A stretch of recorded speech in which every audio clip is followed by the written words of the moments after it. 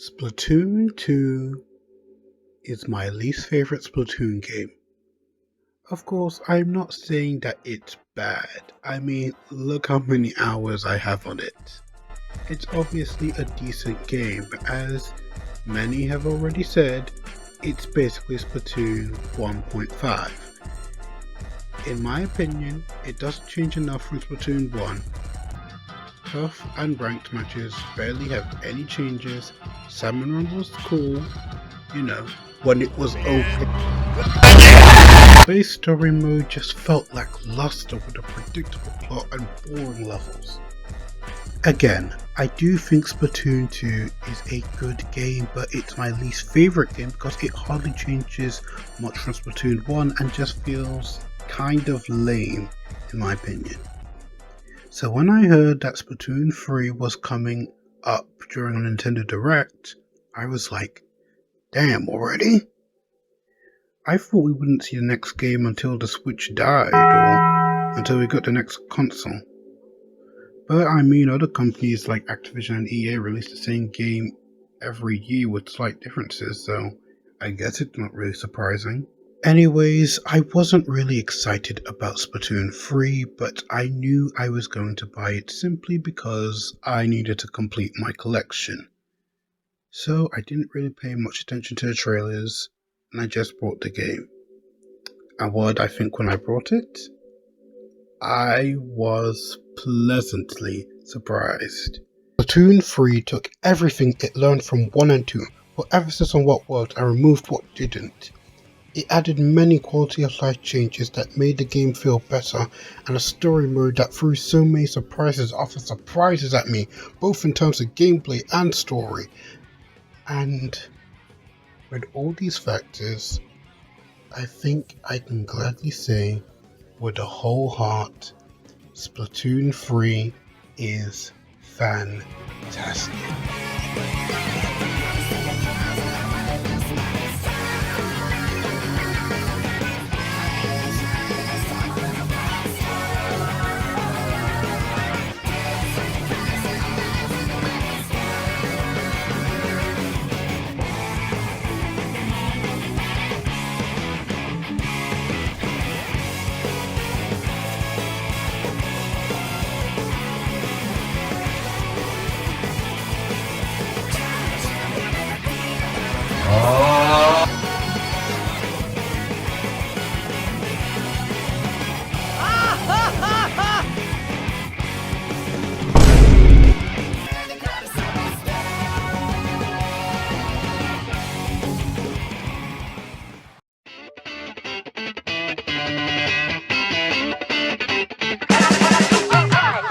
Now, I should probably make something clear. When I say Splatoon 3 is spectacular, and it's the best game in the series, I should mention that it's the best game in the series for Splatoon fans, if you get what I mean. No. What I'm saying is that if you're a person who was never interested in the previous Splatoon games, then you probably shouldn't get this game because you probably also won't like it. It doesn't really change the formula in that big of a way. All it does is add changes that I think make this game the most balanced, the most enjoyable, the most fun Splatoon experience you can get. I don't really want to spend too much time talking about every single little thing that was changed between Splatoon 2 and Splatoon 3, so I'm just going to get to the stuff that I think is worth talking about. There are 2 new weapon classes added into this game. Stringers, which act like bows, and Splatanas, which act like katanas. They're both shit, in my opinion. I can see the potential in Stringers, but they just aren't for me. But Splatanas on the other hand, it's basically a worse ink brush that can't leave a trail and can sometimes be charged up to create a kill shot that sometimes doesn't even work. 2 new moves have been added. A squid roll that allows you to quickly change direction, and a squid surge that allows you to launch yourself in squid form on a vertical ledge. These are both welcome changes that can potentially add to the meta, especially the squid roll. You now have access to lockers. They serve no competitive purpose, but you can basically design your lockers for other players around the world to see. I absolutely love these. You can truly show how spunky you are. And give your lockers a ton of cool stickers, clothing, random items, and your favourite weapons to truly show what kind of player you are. Or you could just add...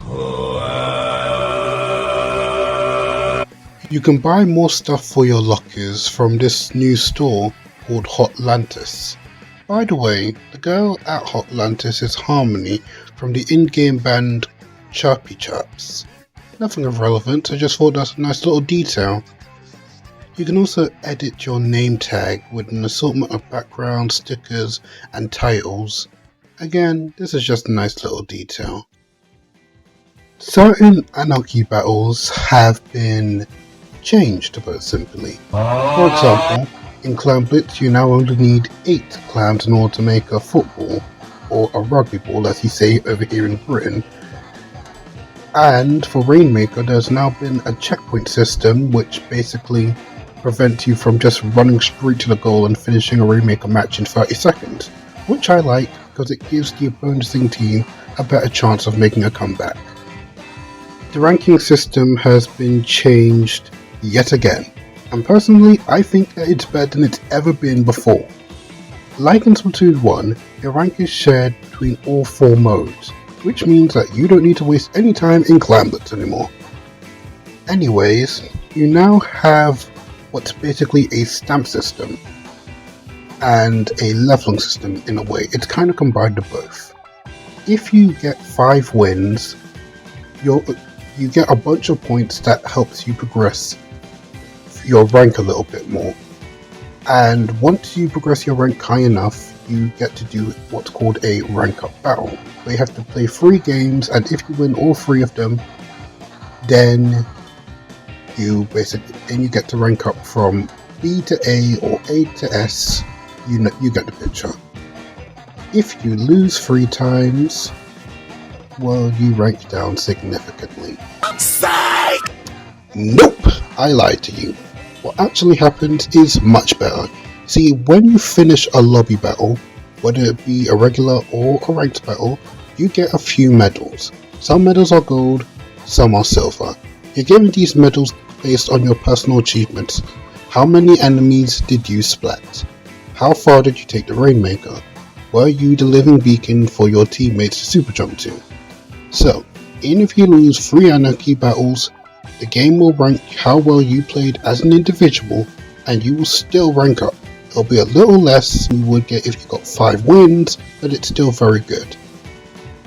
This is amazing. It's so nice not being completely fucked over because little Timmy snuck into his older brother's Splatoon account and decided to completely ruin everything for you. One thing I also like is that the further you get, the higher your ranks are, the harder it is to rank up, which entices you to get more wins, but again, it doesn't completely invalidate your losses, if you get what I'm saying. No. The special weapons in this game are balanced to an absolute T. Gone are the days of having ridiculously overpowered weapons like in Splatoon 1, and gone are the days of having highly team-reliant specials like in Splatoon 2.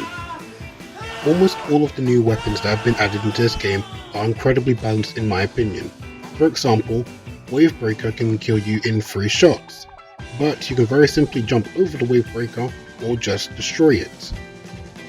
It's incredibly balanced and I absolutely love it.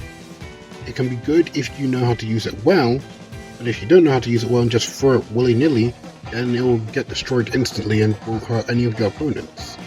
And that's just one of the weapons in this game. There are many others that are incredibly balanced in my opinion. Again, there are a bunch of other changes I could probably bring up, but the last change I want to talk about is buying weapons. That being, you can't really buy them, technically. You need to get these things called Sheldon tickets in order to obtain weapons, which you can obtain from a few different ways, but the most common one is by using a certain weapon a few times and, you'll level up with it. That's basically it. This is a great way to improve weapon usage. And it also kind of, well, that's really it. It kind of, yeah. So yeah, the gameplay changes in Splatoon 3 are generally really good. I'm honestly very happy with every single change that was made. I don't think there's a single one that I'm actually against. So yeah, that's just one of the things that makes Splatoon 3 great. Now, let's move on. But first,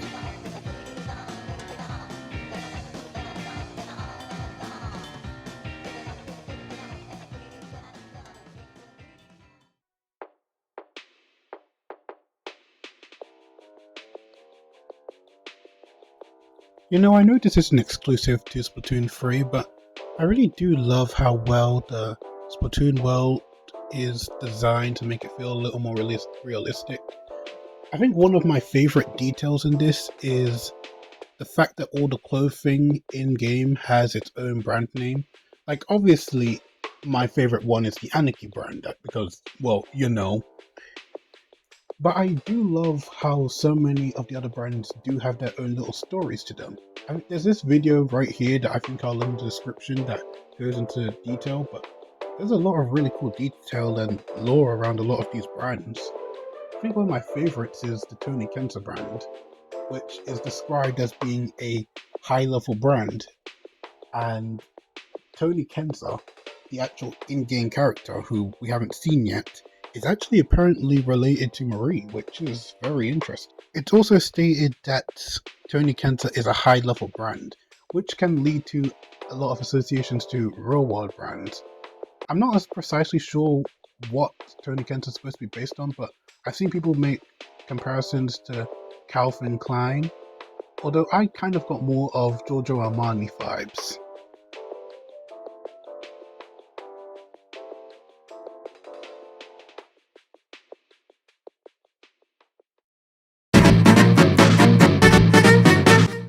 Yeah, Salmon Run is back, baby, and what the fuck? Okay, let's start off with the changes, starting off with the best one. Salmon Run is now open 24/7, no more waiting for the next rotation. Again, it really sucks for this to be added in an entirely new game, but better late than never. You can now throw eggs.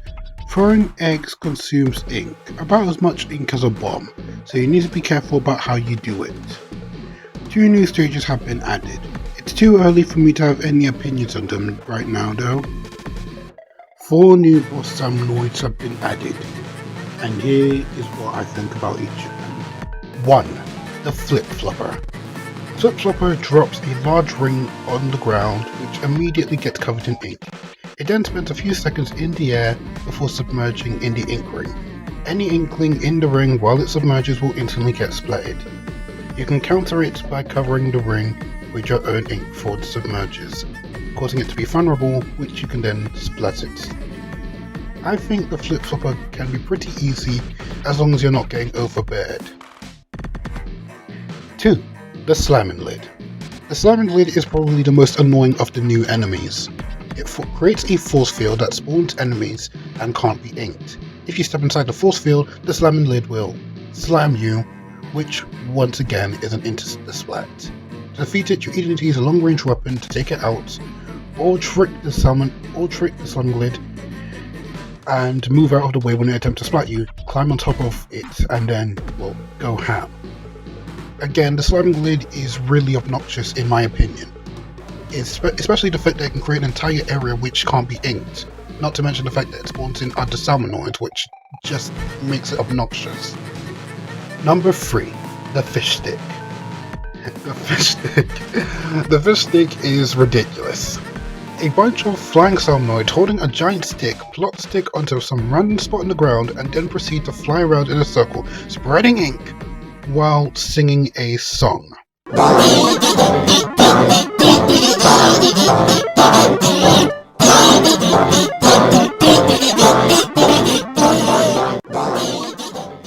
It's absolutely goofy and I love it.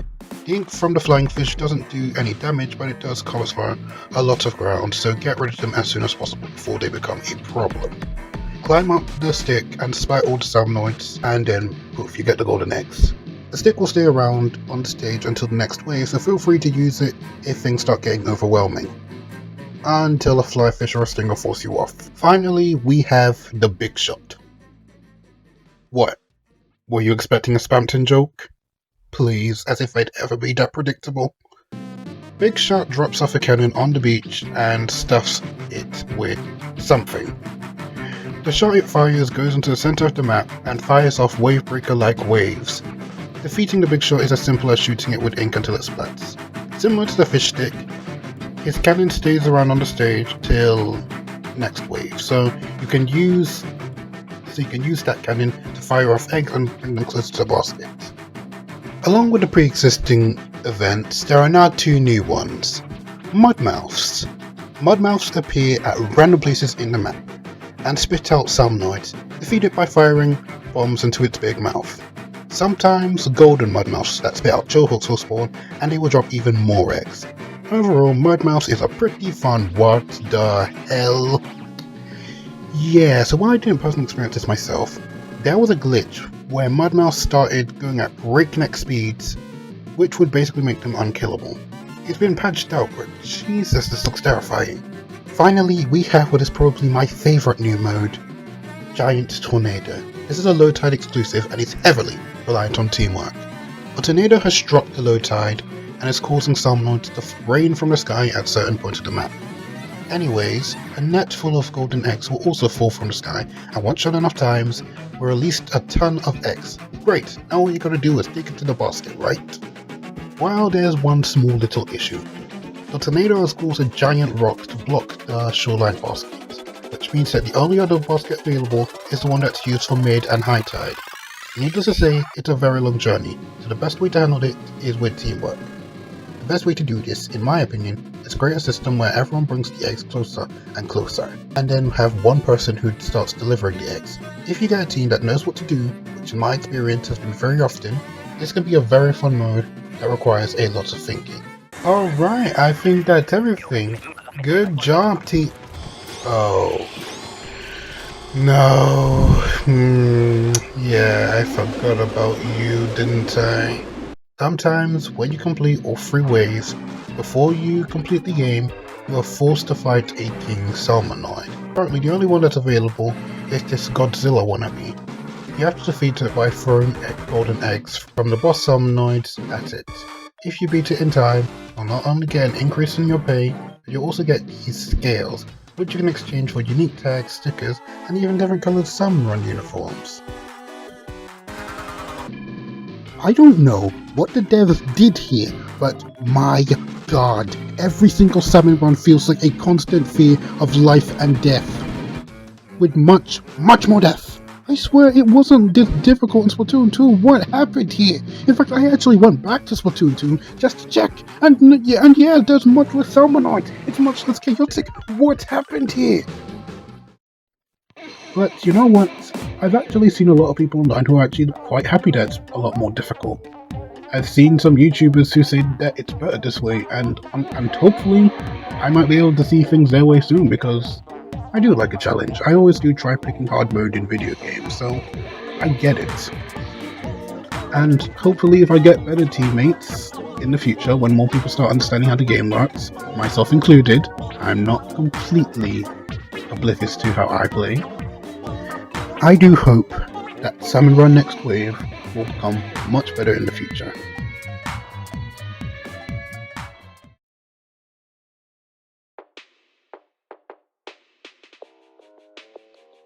Can I quickly just talk about how great the animations in this game are? Like, Splatoon has always had some pretty damn good animations, but my god, Splatoon 3, the animators really went ham, especially with a lot of the background echoes that you can just spot in Inkopolis. Like, you can see some guys just playing table turf. You can see some Inklings just dancing around. You can see some Inklings playing rock, paper, scissors. And it's so much better in Splatfest. Like, there have been a couple of videos I've seen on YouTube where people just recording other animations of Inklings dancing, and oh my days, I absolutely loved them so much. It's kind of hypnotic in a way, and I also love how in the Splatfest you can actually see a variety of different dances. Like you can see some seeing Inklings and Octolings doing the Macarena. I like that. You can also even see some Inklings and Octolings who aren't even dancing, which just, oh my days, it feels so real, because there's been a lot of times where you go to a party and you just see everyone dancing, and there's just that one guy who's just like in the corner just staring into the sky thinking, am I here? And yeah, it feels real, man. I love little details like that in video games. It's so nice.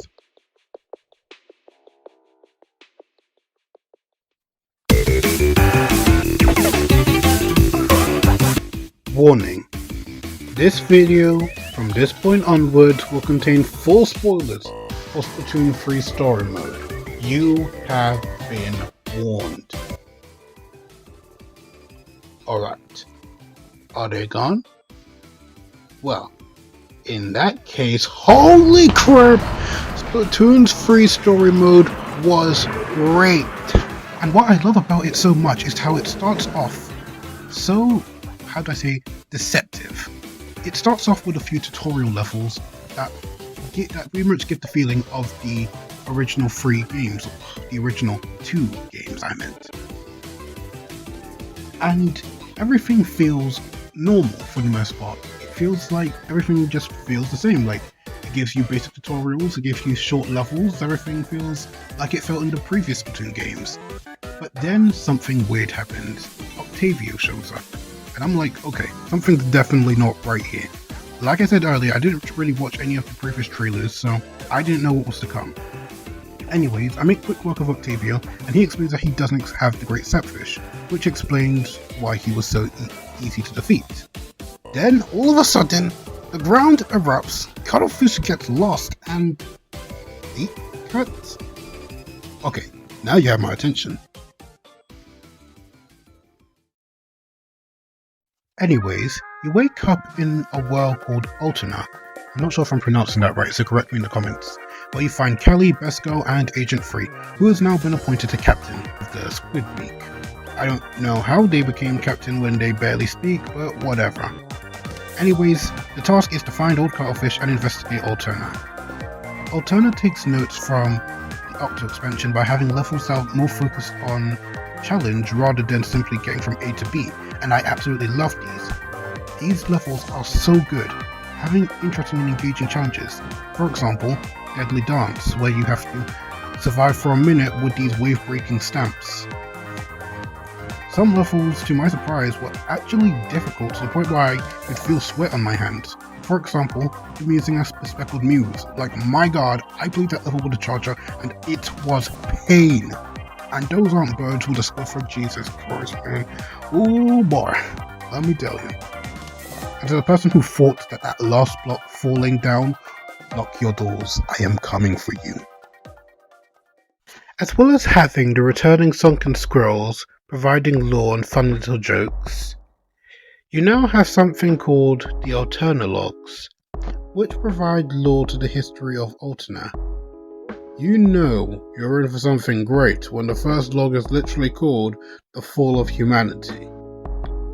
But jokes aside, the lore of this place is insane. Like, Splatoon has always had some pretty fucked up lore with, you know, the mass extinction of humans and other species, the Great Tour forcing Octos to live underground, and the fact that Commander Turtle may or may not have killed 10,000 Octolings. You know, things that you'd all expect in the funny little Squid game. But this place is interesting. Alterna was the final retreat created by humans deep underground as the flooding occurred, and it served its purpose for many years. They created crops, built small towns, even used 3D printers to create some old artifacts. But as later generations of humans grew bored of living in Alterna, They created a rocket in hopes of finding a new world.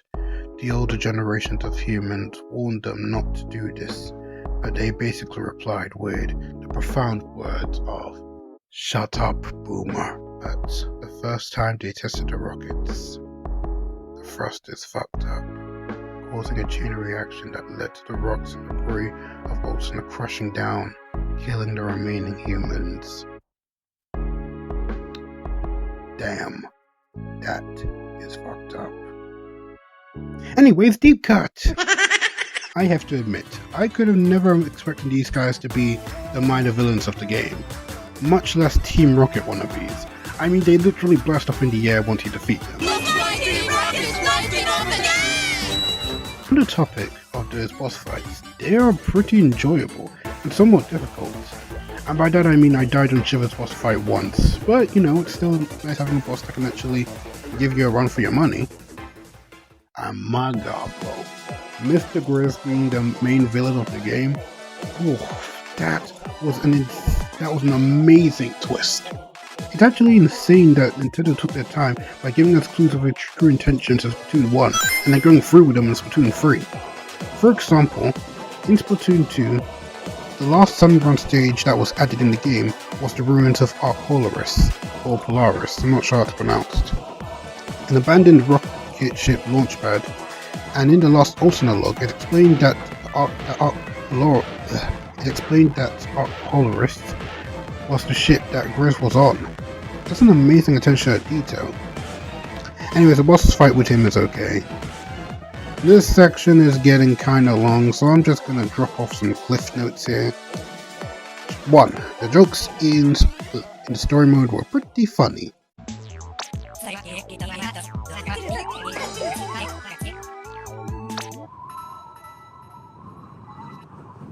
2. After Alterna is hell.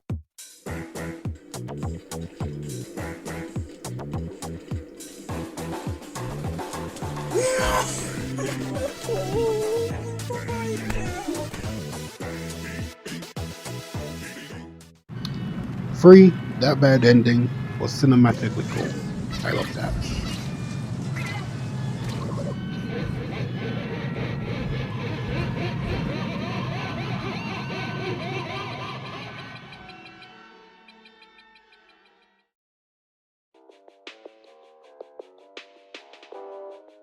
Okay, so I don't really know where else to put this one, so I'm just going to put it here.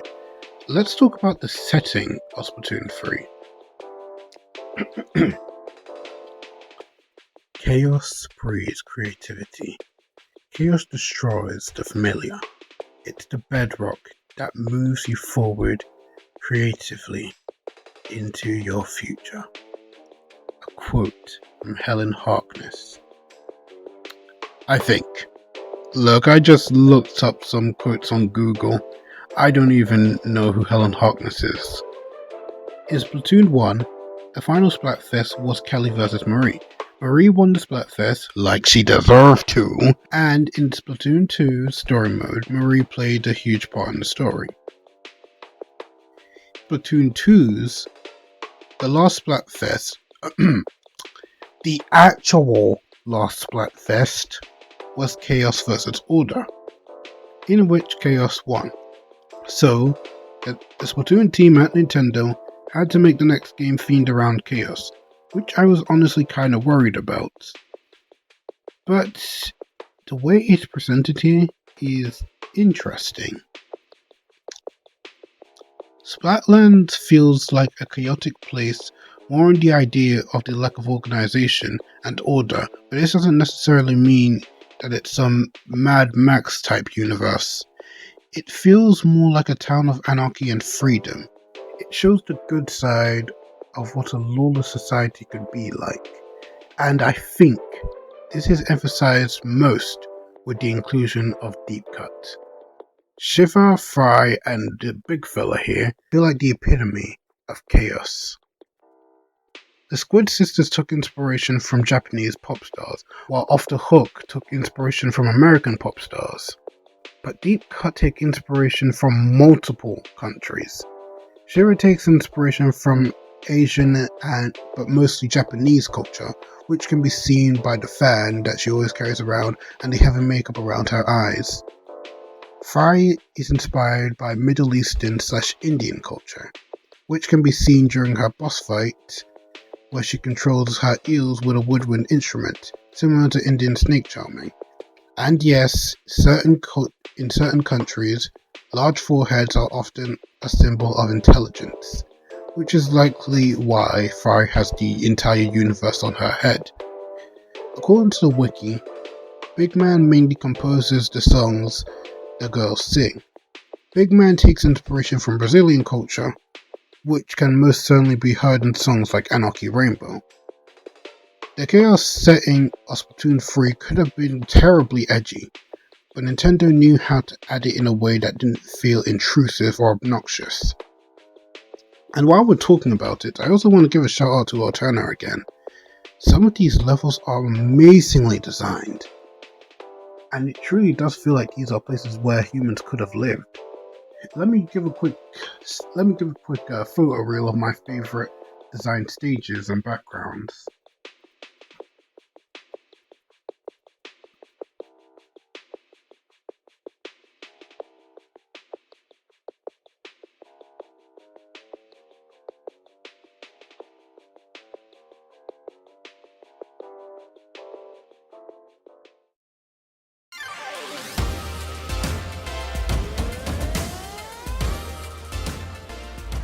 Finally, we can talk about the Splatfest.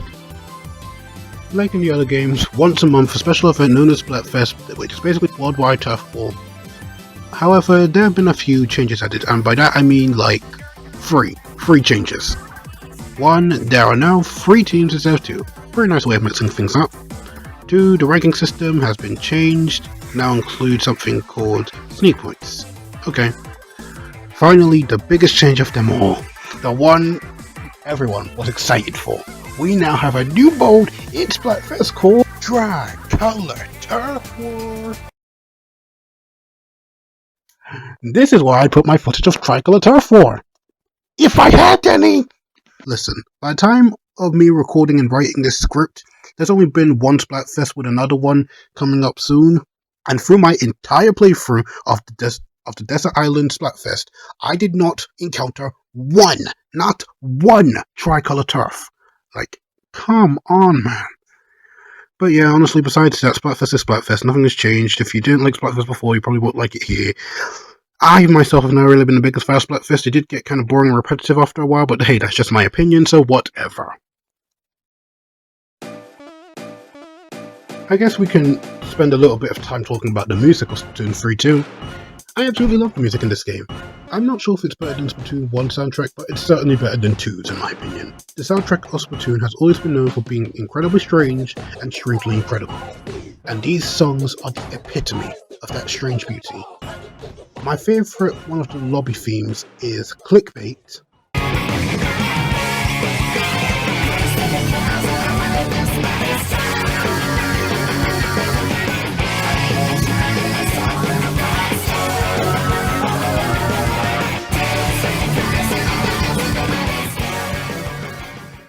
See Me Now.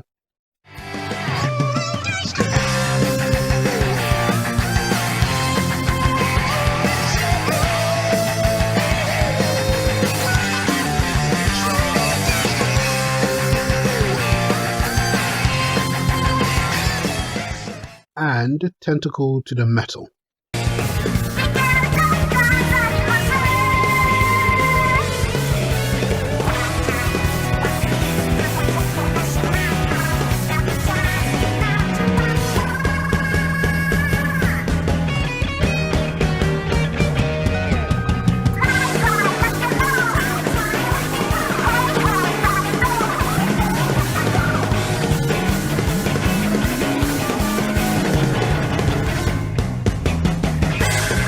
And yes, that is indeed Pearl and Marina from Off the Hook. Very cool that despite not being directly in the game, at least not yet, they are still there for the background music. Salmon Run now has 2 new songs. They're okay. I do like the King Salmon one though.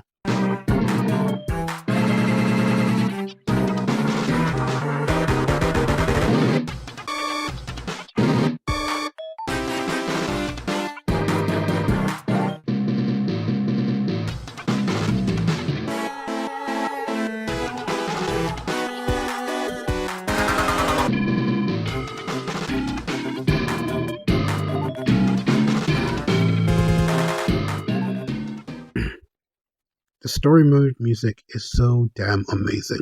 Here's just a few of my favorites.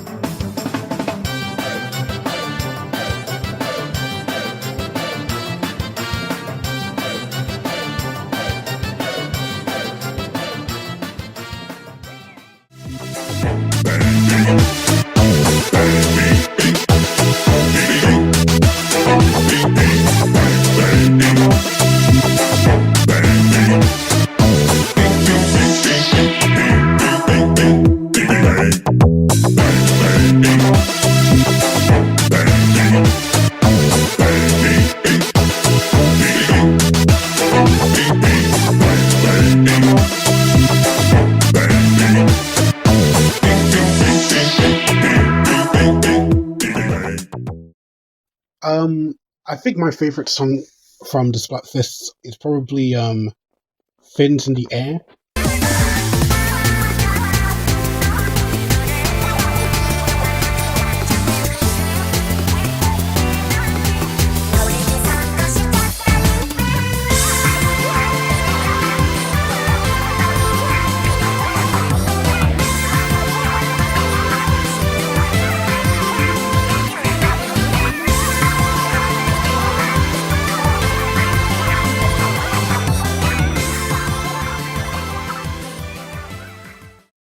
And obviously, I have to give a massive shout out to Anarchy Rainbow. That song is just brilliant. My god, I listen to that in my spare time. That's a fantastic song.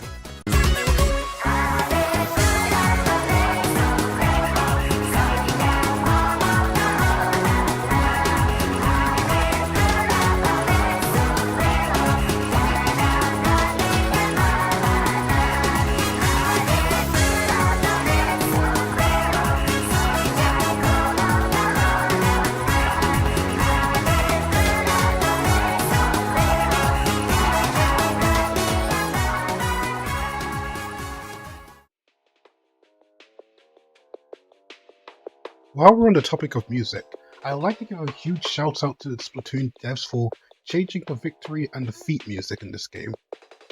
In Splatoon 2 and Splatoon 1, the defeat music was always very dour. It made you feel like complete shit, to put it simply.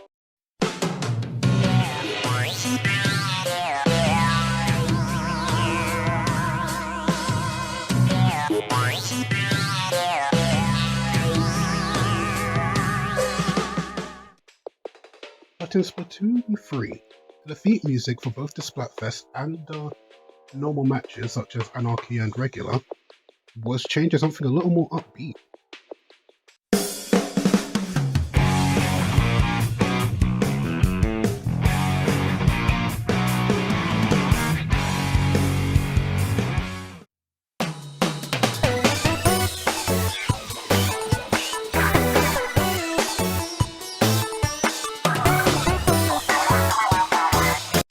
And I genuinely love this. It pretty much, now every time, okay, when I lost a match back in Splatoon 1 and Splatoon 2, I was infuriated. And honestly, in Splatoon 3, I still do get a bit infuriated, but the change of music just doesn't make me as angry as I'd usually be. And honestly, yeah, I really do like that. Like, it's such a small little detail, such a small little change, but it changes how I feel about Splatoon in such a big way. And so, yeah, thanks Nintendo. for that. Okay, I understand that this review has been all over the place, and I'm pretty sure a lot of you probably aren't really convinced whether or not you should actually buy the game. But I'm almost at 4,000 words here, so let's wrap this up. Splatoon 3 is my favorite game in the series because it takes the mistakes that were made in Splatoon 1 and Splatoon 2 and fixes them to its best of its ability, providing the most balanced gameplay possible without sacrificing fun and enjoyment. Salmon Run has been made a lot harder now, requiring teamwork and everyone pulling their weight, much more than in Splatoon 2. And honestly, I think I'm starting to understand it, and I think I'm starting to enjoy it a lot more. I feel like with more risk, it feels more enjoyable. And the story mode is interesting. It's excellent. It's challenging. And most importantly, it's fun. It's a great experience I honestly wish I could play again. All tied together with a neat new setting, fun new characters, and fantastic music that fits the new world. I could go on and on about the small little details, animations, Easter eggs, but this video has already gone on for long enough. Thank you, Nintendo, for making Splatoon 3 fantastic.